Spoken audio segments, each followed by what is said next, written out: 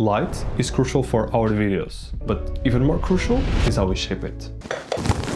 Let me show you 3 lights that I usually do for all my videos, including client work. And the third one, I use it especially when I'm in tight space. The first one is a light with a softbox. This is the most common that I use. I usually use it with a grid, so it feels nice with the background, creates better separation. It's very pleasant to the eye to see the triangle here, the ribbon drawn. From the light to the shadows, you can see a very good roll-off. This is the most common light where you're going to see in any video. The bigger the softbox, bigger the light source, which creates even smoother. Meaning, the bigger the source, the less separation between the shadows and the highlights. This is super easy light to shift. Usually, I put the camera in front or max 35 degrees from a line in front of the subject, and to the other side, from the light side, here we have 45 degrees as well, the light. I usually record from the front or shadow side. I never record to the light side. It creates way more dimension. With the camera from the light side, it looks super flat, no shadows, no dimension.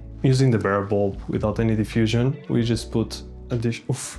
It's even harder to look at it. Amazing shadows if you only use for the dramatic effect. Or for example, if you pick up the light and put from behind and create a hair light, it looks super good. Harsh lights are amazing for this. Also to create dramatic effects. For example, if you point the light to the background instead of me, and you expose correctly to that background to not blow out, or to the level of blowing out, you will see me as a silhouette. One creative way to use the lights in a tight space is to bounce it from a wall or from the ceiling, especially if it is white. If you don't have a wall or a ceiling that is white, you can use a reflector or a whiteboard. Super easy. When should you use this? When you cannot put a softbox because the space is too tight. As I told you before, the bigger the source, the softer it is from the shadows to the highlights, which if you point a light to the wall becomes the light source, kinda.